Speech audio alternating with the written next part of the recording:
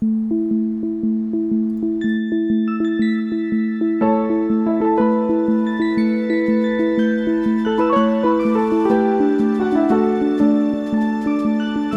podcast for heroes in the world of Overwatch.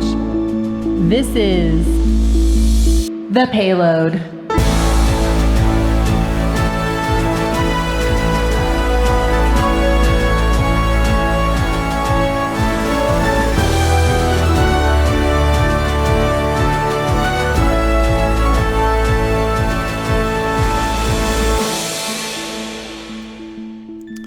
What is up, everyone? This is the Payload podcast, an Overwatch podcast brought to you by blizzpro.com. I am your host for this week, DJ Tyrant. We have Kevin with us as well, but John, he's feeling a little under the weather, so he will not be with us this episode. So he's given me the keys to the reins here, and we'll see how bad of a train wreck this is. Kevin, how you doing, man? I'm good. I'm feeling for John. Hey, he was down and out over the weekend for Well Met as well, and it's been a wild ride trying to do it without him. But he's been crazy sick. I feel so bad for the guy, and I hope that he's back up and running in time for the next round here, especially since I won't be on the show next week as well. Mm-hmm.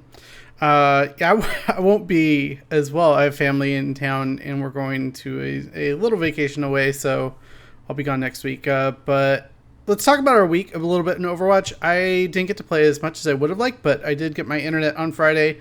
Got to play some Overwatch. Had a little bit of ladder anxiety, so I still haven't played my placement matches for competitive, but I did play a quick match, and I did hop on the PTR as soon as we finished the Hero's Power on Tuesday night to get up on the new hero Ana-ther. So that was a lot of fun. How has your week been in Overwatch? I know you've been kind of splitting your time between PC and Xbox. What have you been mostly focusing on? Mostly PC. Xbox, I'm finding like I've only been playing by myself. I've had a few people, actually fans of the show, DM me on Twitter to add me on Xbox and play, but I just haven't had enough time to sit down and play with anybody, so I'm still not high enough level on Xbox to do competitive, which has been sort of frustrating because that's really what I'd like to do, is see what the difference is like in terms of the competitive side on console. On PC, I played a little bit, but actually the majority of my time this week in Overwatch has been spent on a small private tournament. So a guy I know put together a little baby tournament. It's like 5 or 6 small teams just for fun, kind of an in-house thing.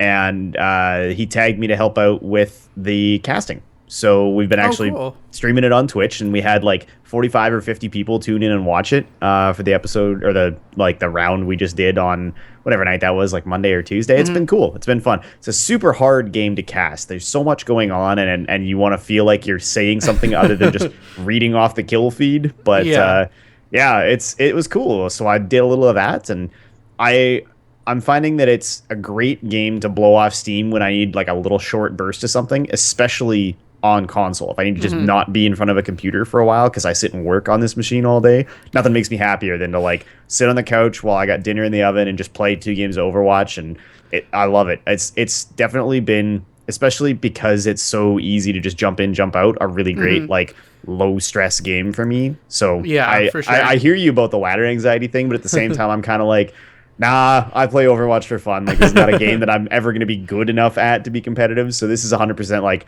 I'm just running around being like, yes, I'm Junkrat. I blow stuff up, whatever. Yeah, no, I hear you there. That might be something I need to try to do, is just when I come home, I usually hop on my computer after being on a computer at work for 8 hours a day. So I like the idea of popping something in the oven for dinner and sitting down for a few games of Overwatch on the TV instead. That might be something I might try a little bit. It's for sure, it's like the best part of my day when I'm just like, I finally get to not be on a computer and not be working, and then just like run around on console. Everybody's got the same console limitations. I know there's way less players on console. Like I think that's a pretty established thing at this point, but it's like queues are super quick. It's a lot of fun. I run into way less attitude on console because no one's sitting there angrily typing at me in chat. Like it's good. It's good. Yeah. And with that, let's go into the news this week. There's so much to talk about. So wait. One thing. Okay, yeah, that's right. You have a special announcement for Well Met, I believe, to talk about. Yeah, I did want to let people know, if you are a Hearthstone fan or you're tuning in on BlizzPro's Twitch and joining us every week, We do have a special guest on Well Met on Sunday. So 7 p.m. Pacific, our usual recording time Sunday nights for Well Met. We are going to be joined by Blizzard's community manager, Robert Wing. Rob used to be a part of the BlizzPro family, worked with us a couple of years back, and he's going to be back on the show with us for 1 week only, coming and hanging out and talking all things Hearthstone, HCT. It's going to be a lot of fun. So if you're a Hearthstone fan or a Blizzard fan, definitely come check it out. Join us on Sunday night. Yeah, that is super awesome, and I will definitely be tuning into that. Anything else, or want to dig into these news? We got a lot. Let's get right into it. We're getting into the news. Here we go. This week in Overwatch. So really, the big news of the week was, of course, the announcement of the new hero, Ana. And we're going to see her come into the game very soon. And as soon as they announced her, they pretty much put up a patch on the PTR. She was available in the PTR, so people swarmed to the test realm and were able to really dig in there and be able to get some experience with her. So she is, as we expected, a support that shoots friendly targets to heal them, but that shot can do damage to the enemy as well. So very versatile there, but a very, I would say, high skill cap there because you're going to have to lead shots on your teammates there to get them healed. Imagine it's going to be a little bit easier on tanks because they're a little bit more stable than other heroes, something like Tracer. And also has a tranquilizer dart that breaks on damage and a very interesting ultimate where it's basically like a stim drone, kind of like the medic in Heroes a bit. And what do you think of Ana here? Have you had a chance to get any playtime on the PTR with her yet? I haven't messed around in the PTR with her specifically, no. I've been watching streams, I've been checking out the kit ever since she was introduced, talking to people about what kinds of interactions they've observed with the different parts of her kit, the ability to be sort of like a counter healer, the first like Mortal Strike style debuff effect in Overwatch. As a general rule, I think she's got a very cool kit and she fits a cool niche that we didn't have already, especially as a support character. Like the ability to be a decently offensive character, but also a support, add some new crowd control, which will mean there's an additional way to interrupt characters that are doing something scary, like a McCree ult or something like that, where you have the chance to turn around and use that little tranquilizer dart. On the whole, I really love her kit. That said, I don't know if she's going to be, because her healing is kind of limited, right? It's not as direct or powerful as Mercy's healing. It's not multiple target like Lucio. I can't help but wonder if her role as a healer is going to be kind of relegated to, after you've got a core healer, you would add her in a comp. I've heard people actually who play at a high level or even semi-pro saying that on the PTR, people have been messing around with 3 and in some case 4 support comps. Because they're bringing back Zenyatta, they're using obviously still Mercy and Lucio, they're trying Ana, which leaves you with this kind of cool comp that has a ton of utility, if not a ton of direct damage. But with that and a tank and a hit scan hero, like you'd be surprised how much power you actually have. So it's a very cool kit, it's a very unique character, and I'm hopeful that it means that Blizzard's gonna be really experimental with future characters. I do hope that we do see, especially in the support space, some more like just straight up supports. I want to have a character that has, the straight raw healing throughput of a Mercy or the multiple targets like a Lucio. And the fact that those two things haven't really been shaken up makes me feel like we're not going to see a big meta shift because of her. But cool character, great lore. I love her. I think it's great. Yeah, I mean, we'll talk a little bit more about her lore in a bit, but the thing to think about is, as strong as her toolkit sounds and as amazing it is, the one thing she really lacks is mobility. She has no speed boost, no getting up to crazy ledges or anything like that, like a Widowmaker or anything. So it's going to be very interesting to see how she's used and where do you use that stim ult and other strategies like that. I play a little bit around with her, and she's definitely that high skill cap hero that we've kind of been expecting their next support to be, I think. And she just looks like a really fun hero to learn. And obviously, being a big Pharah fan, I'm totally on board with this story and everything. So I'm really excited to see her come into the game, and I think we're expecting her next week? or the week after? Yeah, Do we I mean, even know? I think it's going to come down to how the PTR goes. They were adjusting the PTR even today. We're going to talk about that in a little bit, but I don't know that we have a firm expectation. Plus, you have to remember that creates some weird challenges as far as lining up the patches because they're trying to do a better job of getting some consistency between the console release and the PC release. Now, they can obviously just push the Battle.net update anytime they want, but I know that after the sort of massive like disconnect between synchronizing up the PC patch and then the console changes, especially the console exclusive changes for Torbjorn. I don't know if they'll want to rush it out. They might want to wait till they've got this PTR tested and the build pushed to the console side as well. So I'm not convinced we'll get it right away. Yeah, and speaking of PTR, or actually, we'll get to that in a little bit, but yeah, we'll have to sit and see just how exactly they are going to push this.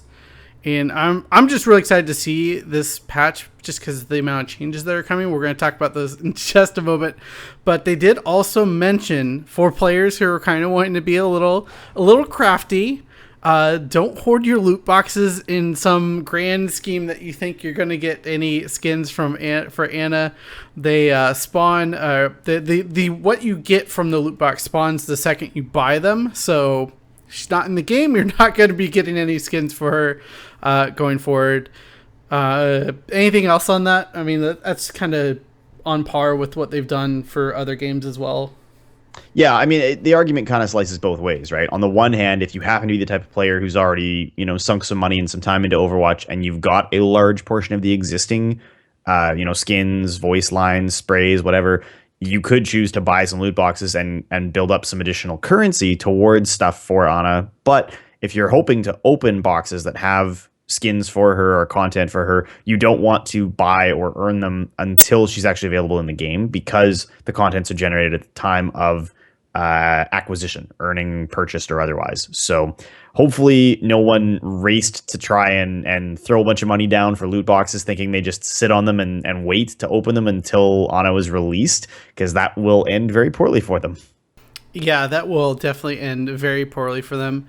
But also, Blizzard has just been on fire this week as far as news, and just scheduling all this content has been really, really good for Blizzard, because we already have a comic for Ana, and it was pretty amazing. I went and watched the motion comic with all the music behind it and stuff, and this really tells the story of how kind of she became the character that she is now. I don't know how much we want to spoil. I mean, it just came out, but you gotta check it out. It is so good and so well done. And we see her working with Soldier 76 on a certain map. Which map was that? I couldn't. I'm not sure what map was on there. I vote leave it, because you're right. The comic did just come out today. You get to see some cool interactions between some existing characters and her. There's lots of questions still, obviously, about sort of the timetable and when this all took place. Because if you were following the release information about Ana, you saw all of the stuff that they were putting out on Twitter about the biotic rifle technologies and all that kind of stuff. There's definitely some very cool interactions that they're going to probably have to explain further, because she's clearly got more backstory than we've established, even with this comic out. But for sure, if you haven't checked it out already, we'll link it in the show notes. Take the time. Like all of the other comics, it may or may not be your personal favorite, but they're all really well done, and they've been a lot of fun. And the animated version that Jimmy referred to is also excellent. Yeah, and I will say this basically expands upon the story that was in the kind of reveal trailer for her. So if you haven't checked that out, make sure to check out the reveal trailer, then check out the comic. And I have to say, I think this is the first time they've kind of ended a comic on like a cliffhanger, kind of feels like a bit. As to they, a point, they kind of leaves it open to where you're wanting to know. You're definitely wanting to know more about how this story evolves and moves forward from the cliffhanger at the end. I mean, I feel like they all kind of do that to a point, because the comics are so far removed from the present day, theoretically anyway, the present day situation that is what's happening with Overwatch. They're all sort of the history of the character, right? Where they came from, what was going on in their lives that led them into the place they're in now.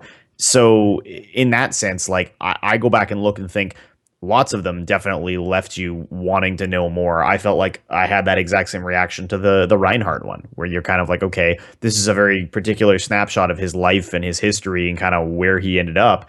But yeah, I mean, I do feel like in this one, you're right. They definitely very specifically kind of leave you going, okay, but I want to know about these four things that you didn't actually finish explaining. Guys, come on, like, where's the next page?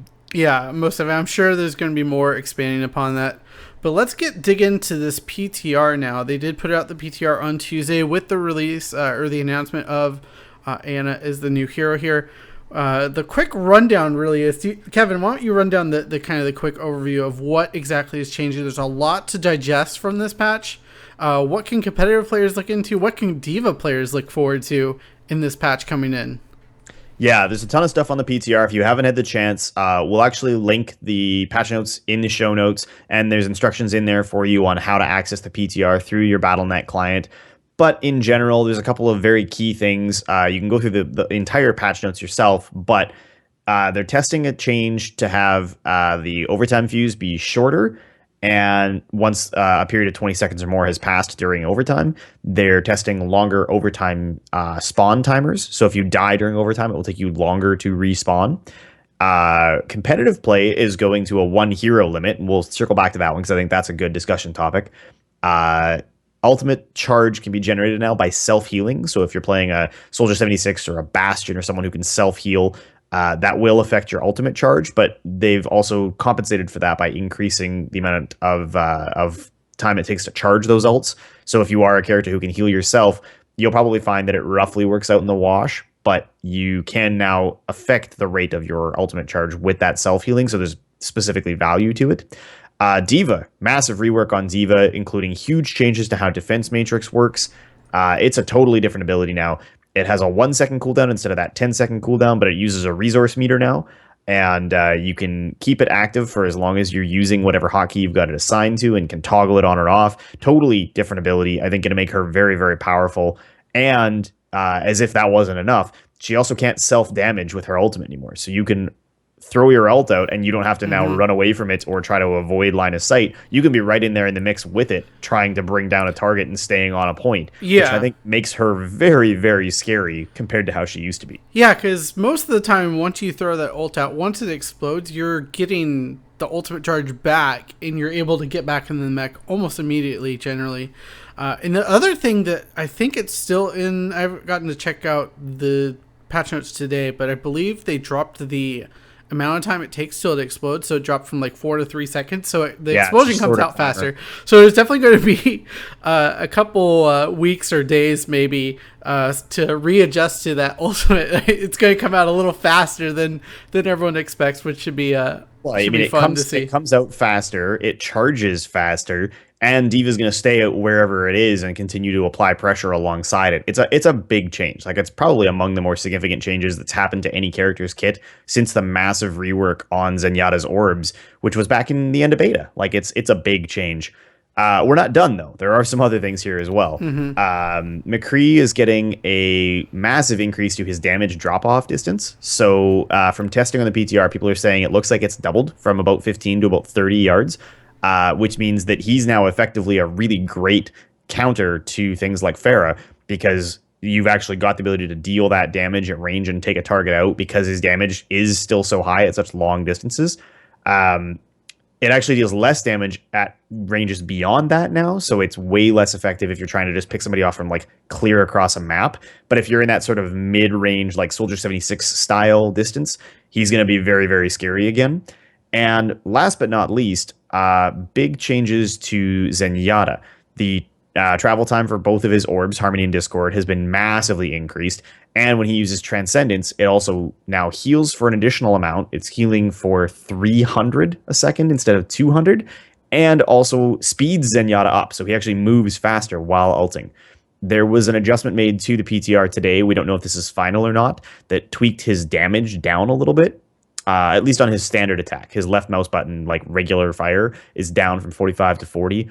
And his alternate fire actually is now up from 35 to 40. So they've just kind of flattened the damage on his attacks. We don't know if that's final yet. It's just a test still, so we'll hopefully know more soon. they also undid a change that they had made similarly to Mercy. They got rid of the increase to the damage boost on her Caduceus staff. So there's a couple of these things that are still in flux, and we don't want to spend a lot of time on them. But in particular, Jimmy, I'm curious to hear your thoughts on competitive going to a single hero limit to mirror what they're doing for the pro scene. That's really impressive by Blizzard. I feel like I didn't expect them to not necessarily cave, but change that quickly to how competitive is being played at the highest levels. So props to them for changing it, I think. And I think it'll foster a better environment. I think the only question kind of is, what do you do with players who kind of specialize in one hero and that someone else picks that up? You're like, well, I can't play the hero I wanted to.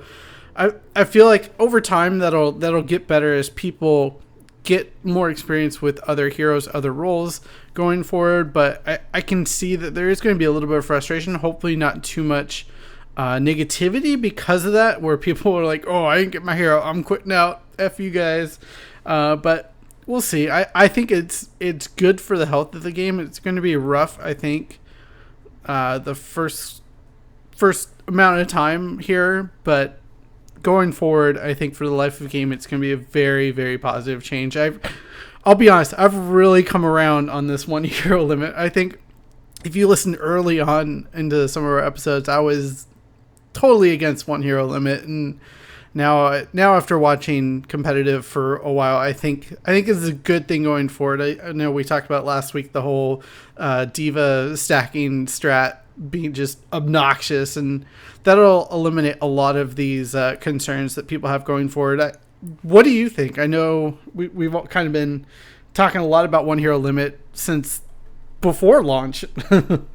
Yeah, and I guess it's a different topic now because we're not talking about it strictly for the pro scene, right? And I went back and I sort of listened to the things I had to say early on when we first started talking about this subject. I looked back at all the things that I've written down about it, and really core to the game has never been a hero limit. I've never really had strong feelings on hero limit either way. It was hero switching, right? There was a period of time where people were advocating that switching shouldn't be as frequent. You should be locked into using a character for the duration of a game or a match or whatever, right? You shouldn't be able to just switch to whatever you wanted to. That, I think, is going to be something that stays because it is fundamental to the game. But hero limit to me is actually a really good thing. And in all of the other Blizzard games, as well as most any game that's being played at a competitive level, like an esport level, you want the competitive experience on your ladder to as closely mirror what's happening in the competitive professional scene as is humanly possible. So if we're going to have one hero limit for whether it's Blizzard-sponsored Overwatch tournaments or just the third-party stuff that's going on right now, it makes sense that competitive play should look, feel, and function the same way. And honestly, I know what you're saying about short term. There's going to be people who, they load in and they want to like race to snap grab that specific character, right? The I play Hanzo guy is going to jump in. He's got a Battle.net account that he's renamed Hanzo, and he only plays Hanzo, and he's just going to try to snap lock Hanzo as fast as he can. And if he doesn't get it, he's going to leave that game, and now you're stuck with a lever in your lobby. And like, I understand there's going to be kind of a short window where that goes on.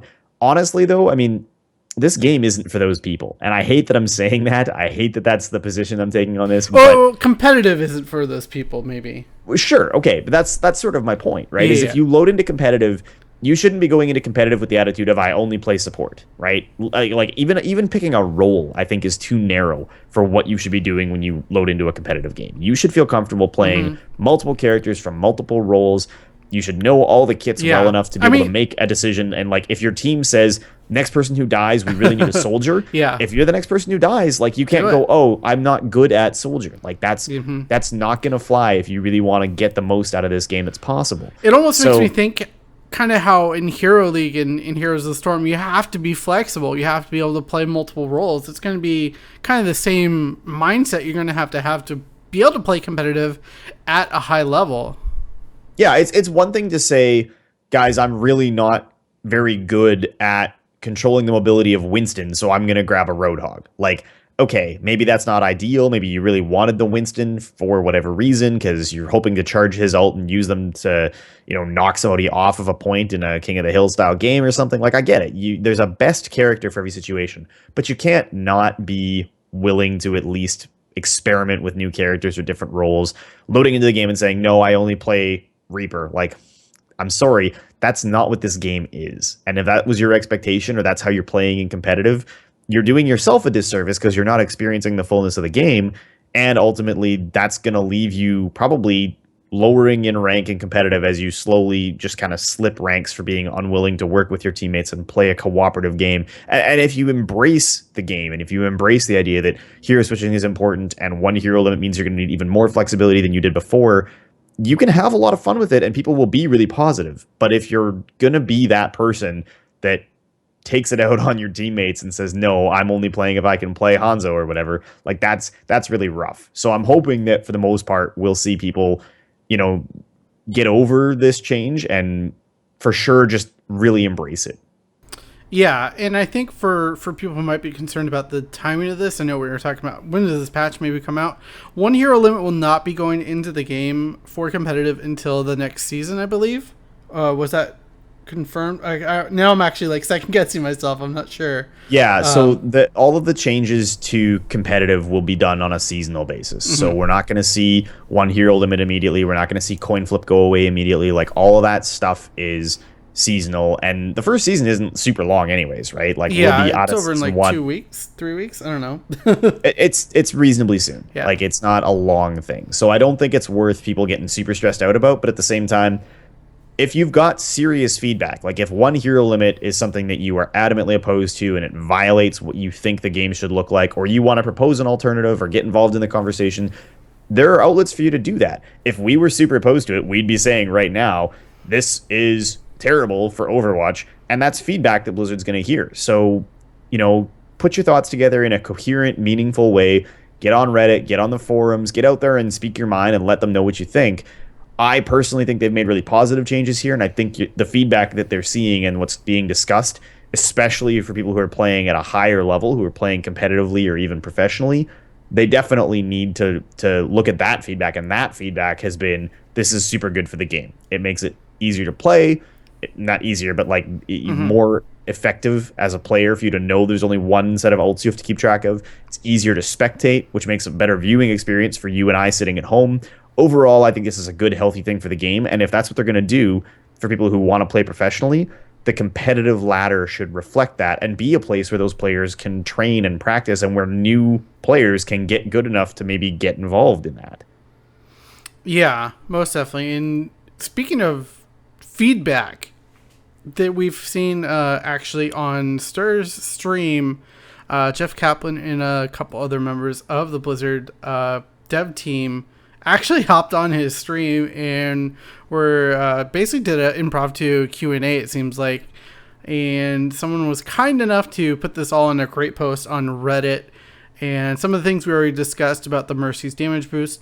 But they're also looking at Zenyatta potentially reducing his HP total to 175 from 200. I don't know if that's in quite yet, but they are talking about that. Apparently there's a bug with Ana where if she shoots Zarya, Zarya gets some charges for her beam there. So they are getting rid of that, which obviously is adverse from what they're wanting to do. They did confirm 4 new maps are being worked on, also new skins before the end of summer, and also going to add allied health bars through walls for all players, so you'll be able to see a bit better where the rest of your team is. And hitbox tweaks have been confirmed. That's about as vague as it could get. What does that even mean? So we'll have to see going forward what exactly that means. But I kind of want to just talk about this as an overall thing about the community. What do you think about Jeff going on to a community member's stream and kind of talking about the game in this form? I mean, I know they've done different outlets before. They've talked on Reddit. They've done these developer video updates. What do you think of them doing this? Is this something a little different from anything really Blizzard has done before? Yeah, I mean, I guess there's pros and cons, right? Like, I'm not as heavily involved in the Overwatch community outside of doing this show as I am, say, for example, in some of Blizzard's other communities like StarCraft or Hearthstone. So for me, I look at it and think it's super cool because it means that they're being massively upfront with their intentions. They're discussing even changes that may never actually see the light of day. They're just having the conversation, and they're doing it in a place where the public can see it, discuss it, react to it. So in that sense, I think it's great. And I really love that Jeff is so open. And I mean, he seems to me, I've only actually met him in person maybe once or twice, but from the things I've seen him do as a dev, especially since Overwatch has been in test and now out, he's the type of person that strikes me as being very willing to just lay stuff out there and hear what people have to say, even if they disagree with him wildly, which is very refreshing for me because in a lot of Blizzard's other games and in a lot of other games outside of Blizzard, you sort of get used to this sort of dark wall where you don't hear about a decision until it's already been made.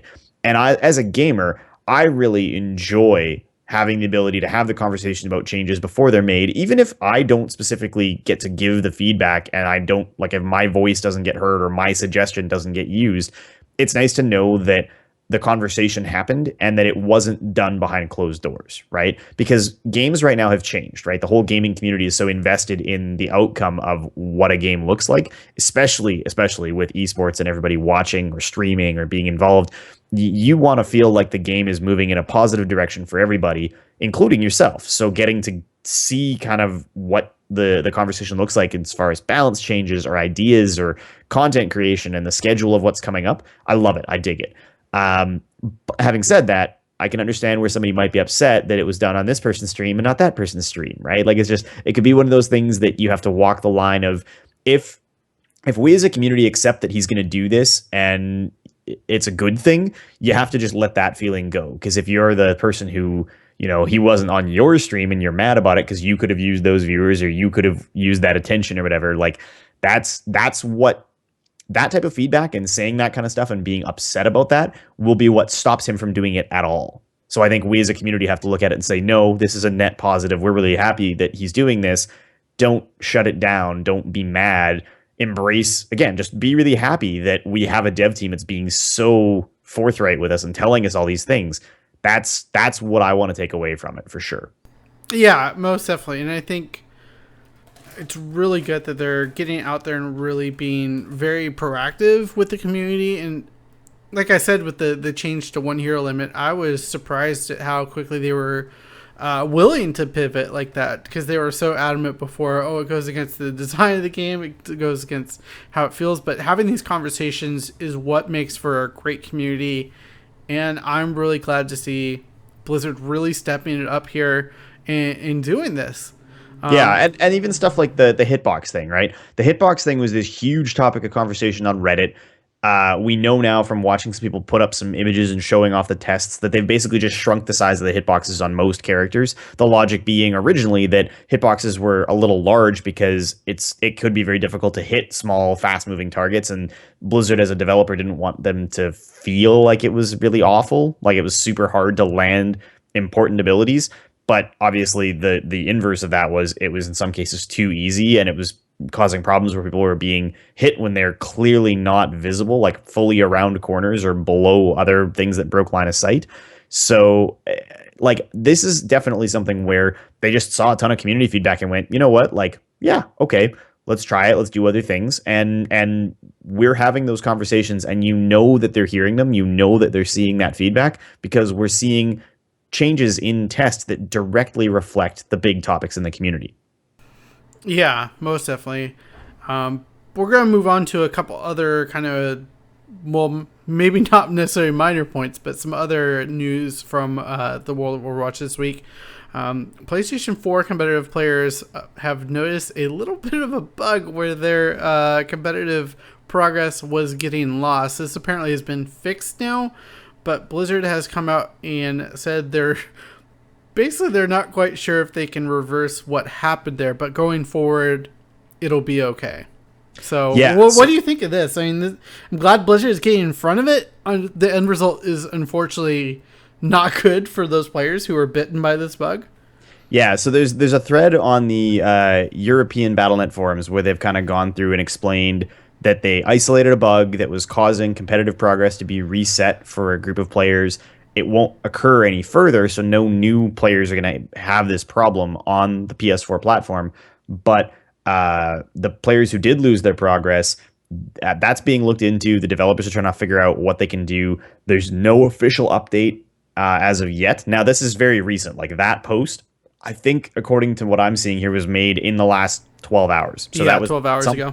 during like Thursday business hours in Europe, and we're still waiting, right? We don't know yet. I'm hopeful that they'll get something sorted out for this quite quickly, because that's a pretty massive issue to run into. But on the whole, I mean, whatever the bug was, they found it really fast. They solved it really quickly. I'm guessing that they'll be able to find some way to get people either back the progress they had or come up with some kind of compensation so that they don't feel like those players are, going to run away from Overwatch mad that they lost everything they had earned from competitive. Yeah, most definitely. And another change that they did talk about recently in the past week was people leaving mid-match during competitive and skill ratings getting adjusted. That is no longer occurring. So there's no recalculation when there's leavers going forward. So I believe this just should help the game feel a bit better if you win against a team that had a leaver. I think that the problem was you got a lot less progress because of that. Is that the right issue? I mean, I think truthfully, the reason they made this change was you were seeing people who were trolling winning teams. So you would get a team that was winning, going to earn a decent amount of points for winning a game. And then somebody would be like, you guys didn't earn this, or I carried and I'm mad. Or the behavior was people would leave a winning team, and it would mean the winning team didn't get value out of their win. Because it wasn't like the concern on the other side, obviously, is that if you have a leaver on a team that is losing, you're now going to lose full value for that game as opposed to losing partial value. But because they were adjusting it, and it was a more accurate system, truthfully, but it felt really bad when you had somebody leaving on the winning team. So that's a tough pill to swallow, I think, because it means that like they're going to have to be more aggressive in addressing levers as a whole, so that it doesn't end up being a massive factor in your rank if you're on the losing side of a competitive match.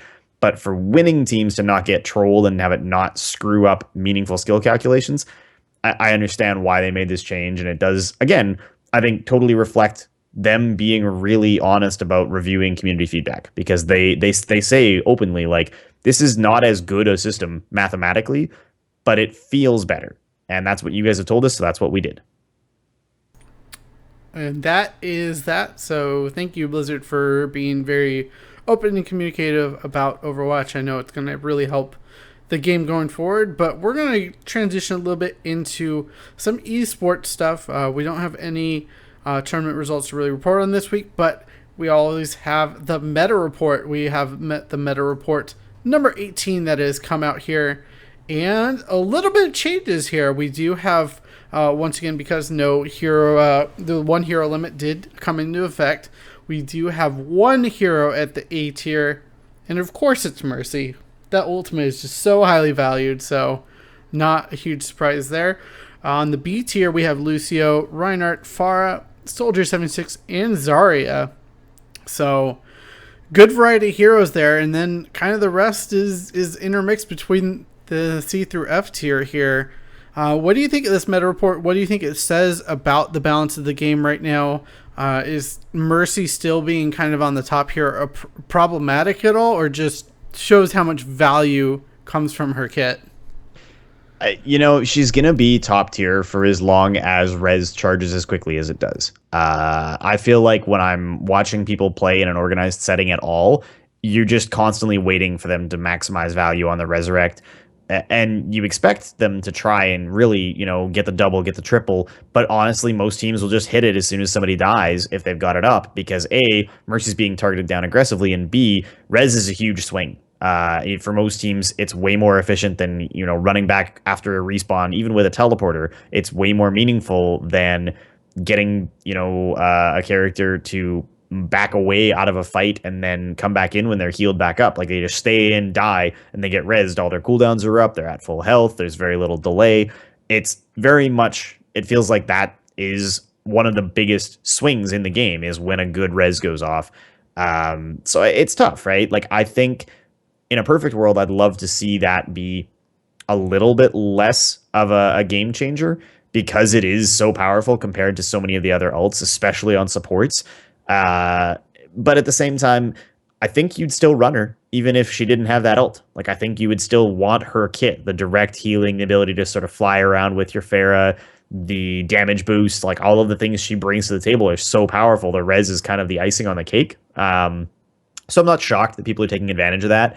I think it's more telling when you look at that sort of next tier, right? And you see Lucio still basically mandatory. If you're single healing, you don't take him necessarily, but his kit is just so powerful. Speed boost, unique and incredibly valuable. AoE healing, massive. Reinhardt for the shield, for the big stun. Pharah for just raw damage. Soldier 76 to kill the Pharah. Like there's no surprises here to me right now. And it does sort of feel like you need to have something shift pretty significantly in hero balance for this to get broken up. Like at least at a competitive level, right? At the non-competitive level, I feel like I see a lot more people who just go to what they know, or I see a lot more of the characters that you can individually make a big difference as, right? It's tough to feel like you as a Reinhardt can like carry a team when you go into just a public game as a regular player, but you feel like you get some serious work done if you go in as Roadhog and you can land a couple of hooks and get the good follow-up. Like that feels way more meaningful than standing around with a shield, right? But in terms of what the game looks like when somebody who is good at it is coordinating with 5 other players, there's no shock to me in any of these selections. Yeah, and I just have to agree with you there. I mean, it's very interesting to see how the meta shifted just because of the McCree and the Widowmaker changes. I mean, Pharah wasn't that big of a pick, but as soon as McCree got his nerfs, it was like, well, she just shot way up there, and it's just very interesting to see how this meta has kind of shifted out after the changes here. And actually, this data was from the Beyond the Summit Overwatch Cup, and I just want to actually talk about that a little bit. What do you think about Beyond the Summit getting involved in Overwatch? They've always also been a very big player in the Dota 2 community, and have actually reached out to doing Super Smash Brothers as well, but they're going on to Overwatch here. So what do you think of an organization like that picking this up? That's kind of a grassroots style organization, but has a really high level of production. No surprise to me at all. I mean, to listen to people talk about the potential for Overwatch, to look at the big organizations for teams that have gotten involved, if you're a tournament organizer, if you're an event host, you have to think very seriously about Overwatch right now, because I would be willing to bet that even now, just barely out of beta, still wildly in test, features coming and going in every patch, it's still probably one of the 10 most popular titles on the planet right now for playability, for watchability. If they can do a good job of improving the spectating experience and making it so that it's easier for somebody to operate a spectator camera, get some really good information up on a spectating UI, like this game has the potential to be enormous, right? And we haven't scratched the surface yet, really, of what that looks like, because we still don't know what Blizzard's official formats are going to be. We don't know what they're going to do with it at BlizzCon. When they actually open up and get serious about their leagues, I mean, imagine if Blizzard turned around and did with Overwatch something comparable to what League has done with LCS, right? What Riot's been doing, where there's actually like a wholly owned league and drafts. If that kind of process existed in Overwatch, it would be the biggest game on the planet and the most important esport out there pretty much overnight. Like that possibility is enormous. Let's speculate a little bit then. They did buy out MLG earlier this year. Activision Blizzard did. Do you think they're going to leverage that going forward? Well, not do you think they are. How will they leverage MLG moving forward with Overwatch? MLG has traditionally been FPS focused, so that's kind of their expertise moving into the Activision Blizzard family now. Yeah, it's tough to say, right? I mean, MLG to me was always StarCraft and to a lesser extent Counter-Strike, and they've continued to be active in things like Counter-Strike, Halo, Call of Duty since the Activision buyout.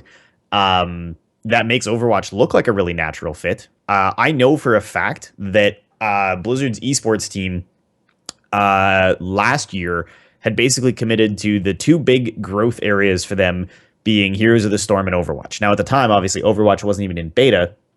Here's the Storm, you've seen them invest really heavily in. They've got a ton of money set aside for their Heroes tournaments, and obviously the massive work that goes into things like Heroes of the Dorm. So, I mean, Heroes is a huge financial investment on their part, and I think they've done a really good job with it. There's definitely more changes that need to happen there, as you well know. But Yep. Overwatch for sure. The fact that we haven't seen anything yet is actually really exciting to me because it means they didn't have a plan yet and they're really looking to nail it, right? Like if they knew that they just wanted to slap something together to get a quick summer qualifier done for BlizzCon, we would already know about it because they've got to be actively courting teams and trying to coordinate with them, because if they want a good showing at BlizzCon, they have to reach out to those organizations and get stuff moving now, right? When they did Heroes for BlizzCon last year, they just ran a couple of summer tournaments in July and August, grabbed the top teams from them and said, okay, you guys are coming to BlizzCon. That was it. The regular season for all of Blizzard's esports ends in like the first week of September. That's the schedule. That's what they do. So the fact that we haven't heard anything about Overwatch yet suggests to me that they're really actively working on figuring out what this should look like, how it should come together, what kind of process needs to be involved, what kind of money is going to get spent on it this year. They don't want this to be a misstep. They don't want to underdo it in any way. So I know it's tough because on the one hand, we're talking about Overwatch and how communicative their devs have been and how great it is that they're being so open about everything. And then on the flip side, I'm turning around saying like, I'm really glad we've heard nothing about their esports, but I have to take it as a good sign. Like I have to take it as a sign that they're doubling down, working really hard to make it as good as it can be. You know for a fact that if you go and you look through like Blizzard's recent job postings, they've been hiring esports community managers. They've been hiring new people on to work the Overwatch team. There's definitely work happening on this. So I expect we'll hear something very soon. Yeah, most definitely. And the thing is, Blizzard is structurally a little different than people might expect. The esports team is completely separate from the dev team. I mean, they're like physically in a different location from the dev team. So that makes things... that's how they want to do it. So it's interesting. But all the esports teams, as far as I know, are kind of mixed together.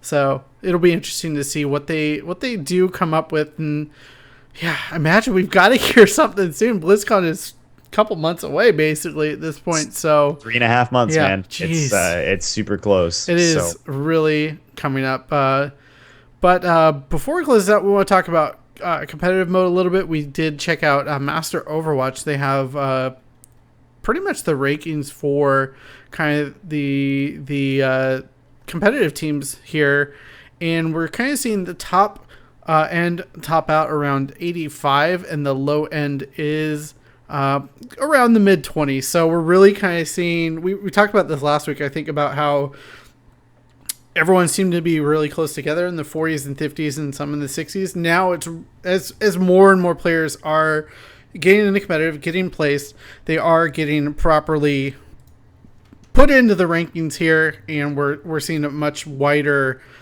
spread of rankings here, and that's basically what we expected because of how the ranking system works. Yeah, it's tough to say because we don't know enough about how the system is going to be working long term to know, for example, if there's something built in similar to how Blizzard has kind of a floor in Hearthstone and at one point in Heroes where you couldn't go lower. So like in Hearthstone, if you're below rank 20 and you lose a game, you don't lose rank. You can only go up. The skill rating distribution in Overwatch doesn't at this point appear to have a floor, although you could argue that in a way it does because the distribution based on volume of players is kind of, capped basically on both ends at roughly 25 and 75. There's crazy pro outliers that have gone higher than that because their MMR is just so high. But in general, it's like there's no one at 1, there's no one at 100, despite that being technically the range that we've been given. So I think it's safe to say that people are just getting sorted much better as more games get entered into the system, right? And so if your placement threw you at like 45 and you were mad about that, like play more games. And what you'll find is either you'll, crest that curve and get above the average, which is 50, or maybe you need some practice and you'll drop to, high 30s, low 40s. That's definitely where I am right now. And some of that is because my placements went really badly. And some of that's because I had some rough games with levers right after that first set of games. But it does feel pretty accurate to me. Like I look at this distribution, I look at the way that the kind of bell curve works itself out. Obviously, Master Overwatch is kind of self-selected, so it doesn't have a complete set of data. But I would be really shocked if that curve isn't a pretty good approximation of what the actual live player distribution looks like in competitive. Yeah, I imagine there's enough data there that it's close enough that we can really talk about these rankings here. But with that, I think we're going to get out of here, as John always says. This has been episode 31 of The Payload. And thank you, everyone, for checking us out. No new reviews this week, but make sure to hit us up on iTunes if you enjoy the show. Those 5-star ratings really help us grow and reach a new audience. Any shout-outs, Kevin? I know you have a lot of work going on. What you been up to lately? A ton of stuff, my friend, a ton of stuff. So I got to announce some very cool stuff very recently. I signed on with Bleacher Report to do esports coverage with them. So if you are interested in seeing what that looks like, it's going to be very cool. It's a very small team. There's awesome. Only 4 or 5 of us that are working on this content. I'll be publishing probably like a bi-weekly column on Bleacher Report covering esports starting hopefully next month. So if you want to learn more about that, you can follow me on Twitter at Lack of Realism. I'll also have pieces coming out in some other places soon. So in general, if you're interested in my writing portfolio, definitely join me on Twitter and you'll see it as it comes out. I apologize for all the spam and shots taken at Pokemon Go in the interim. As well, I am going to be doing some traveling. So I'm going to miss a couple of podcasts coming up here because I'm going to be away speaking at a convention next week. And then I'll also be in LA and Irvine in early August again. I'm going to be attending the Rocket League Championship Series. So if you're a Rocket League fan, I'll be down checking that out, working the events, and then in the area for a little while as well. So if you're going to be at our LCS, hit me up, let me know. I'd love to meet up with you there. And if not, I'll try and catch some people in the LA area those first couple weeks in August. Last but not least, because it is important, and I know I promised John that we would bring it up, the Payload is going to be launching a Patreon. So if you're a Well-Met fan or you've seen our work elsewhere, you know Patreon is a crowdfunding support system for people to donate money to content creators for ongoing products, whether it's art or music, or in our case, a podcast. We talked for a long time about what that should look like and when the right time was. And now that we've been at this for coming up here on like 9-10 months, we've heard people ask, how can we support the show? How can we get involved? We're going to have that up and running for you here probably late July, early August. We'll have some cool rewards for our friends and our fans who want to help out with the Payload specifically. And you guys will have that URL and all that information here in the next couple of weeks. Stay tuned. Yeah, most definitely. And for myself, I will once again be casting the North American qualifiers this weekend for ESL for Heroes of the Storm. So nice. That is this Sunday at 10 a.m. Pacific. If you're interested or curious about Heroes of the Storm, come check it out. There's going to be, I believe, 4 different streams going on. And I don't know if they announced this, but I'm going to talk about it a little bit anyways. But basically, they're going to let all the streamers go through the entire bracket. So there will be, towards the end, multiple streams covering the same games, which should be interesting. So instead of us having to drop out, we'll be able to continue with the games going forward. And hopefully I will swallow my pride and go do my placement matches in competitive this week. Get it done. I want to know if you're better than me. I just need to hit play and get it over with. But anyways, make sure to check out overwatch.blizzpro.com for all your Overwatch news. That's been really busy, obviously, this week with all the brand new stuff coming out, being announced by Blizzard. Thank you once again, as always, to jakebutno.ca for our wonderful, wonderful music. Sitedesigns.com for a lot of our graphic design. Follow us on Twitter at Payload Podcast. And if you want to hear us talk about anything in Overwatch or have any questions, comments, concerns, the Payload at blizzpro.com. We read those all the time, and we always love to hear from our listeners and viewers. Check out the make sure to put down those iTunes reviews if you have the chance. As I said earlier, always helps us out more going forward. You can find us on iTunes, Stitcher, Podcast Addict, and Google Podcasts. Make sure you are subscribed there. This has been episode 31 of The Payload, and we will see you hopefully next week. Not next week, probably, but the week after, because soon. both of us are gone. Blizzard soon. Blizzard soon. We'll see you soon. Bye, guys. The Payload is a production of BlizzPro. Find out more about Overwatch at overwatch.blizzpro.com. You can find your host throughout the week on social media. Find Jimmy on Twitter at DJ Tyrant, Kevin on Twitter at Lack of Realism, and John on Twitter at Kicked Tripod.